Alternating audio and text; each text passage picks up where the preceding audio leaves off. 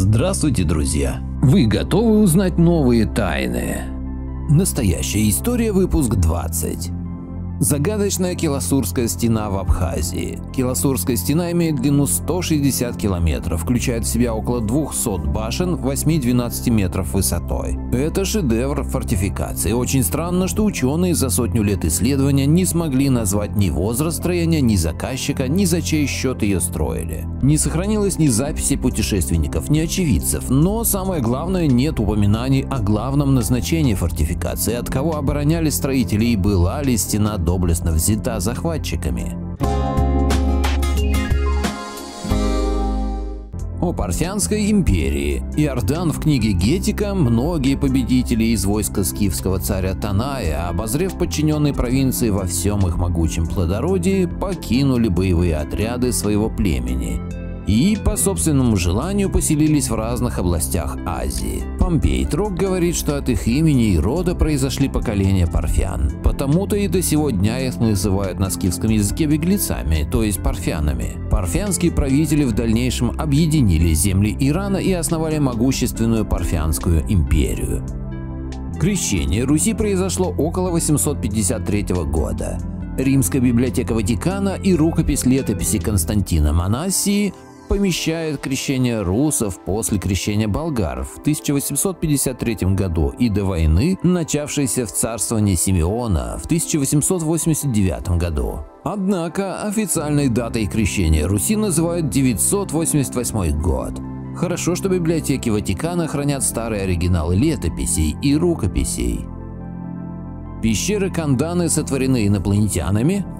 Пещеры Канданы можно было создать только с помощью внеземных сил. Этот комплекс, состоящий из 16 пещер, находится примерно в 30 километрах от города Лонавалла. Несмотря на множество исследований, ученые до сих пор не пришли к единому мнению относительно того, кем и с какой целью были созданы эти пещеры. Но создать подобные шедевры вручную, используя примитивные орудия, очевидно невозможно. Изобретатель Аман прикрепил на автомобиль атмосферный беспроводной генератор уже в 19 веке.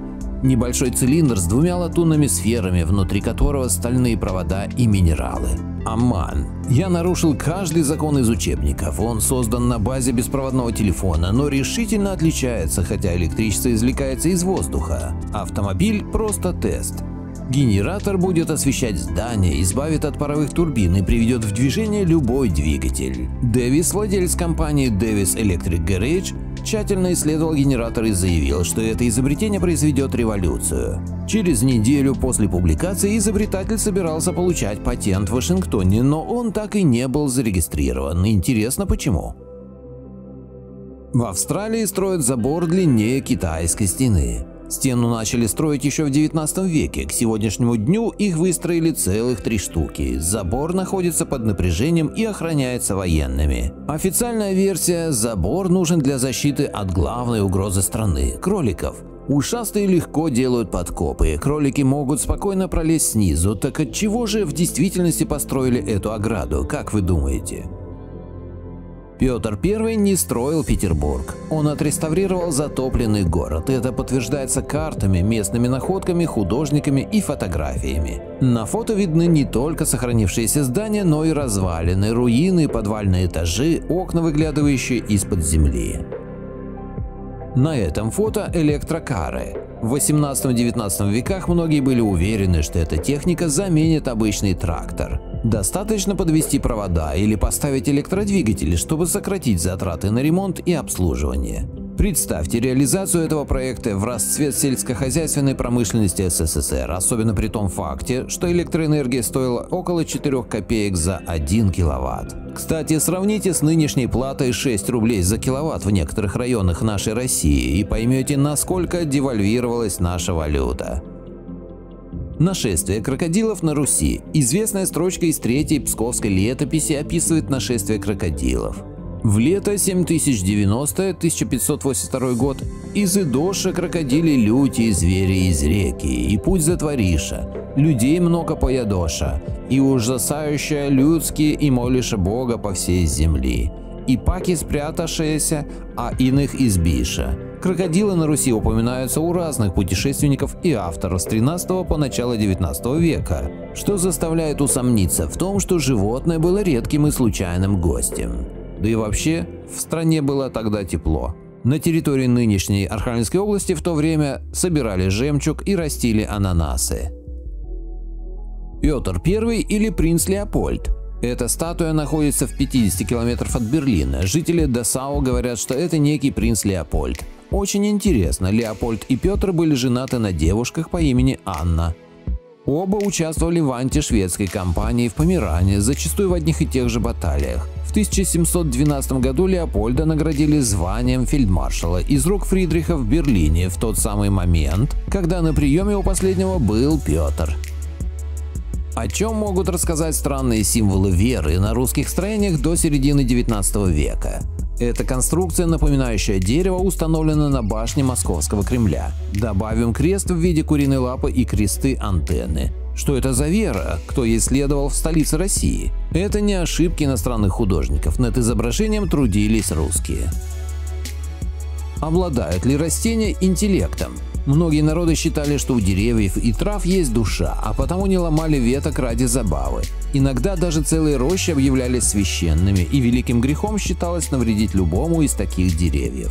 Согласно религиозным мировоззрениям людей из разных стран, человеческие души после смерти переселяются в деревья. Буддисты, например, считают, что до воплощения в теле Будды его душа провела 23 жизни в различных деревьях. Аборигены Австралии даже четко могут указать, в какое именно дерево поселилась душа их умершего родственника, а жители Китая сажают на кладбищах деревья, чтобы души усопших могли найти там приют.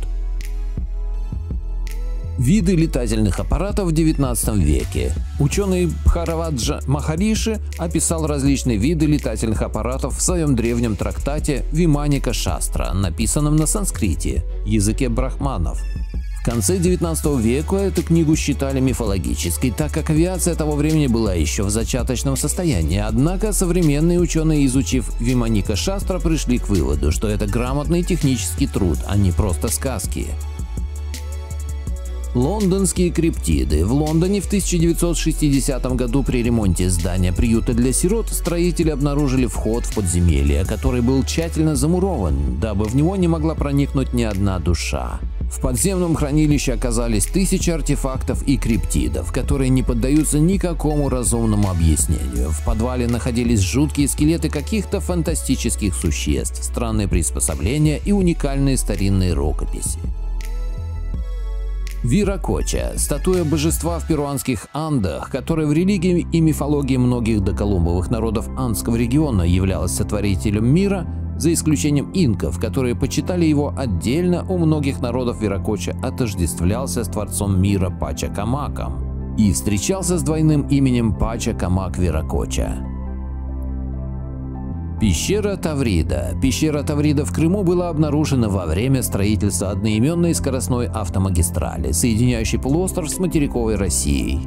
Если сравнивать Тавриду с такими знаменитыми крымскими пещерами, как Мраморная, Красная или Эмине-Баир-Хасар, то она совсем небольшая, по крайней мере, пока исследован участок в километр с небольшим.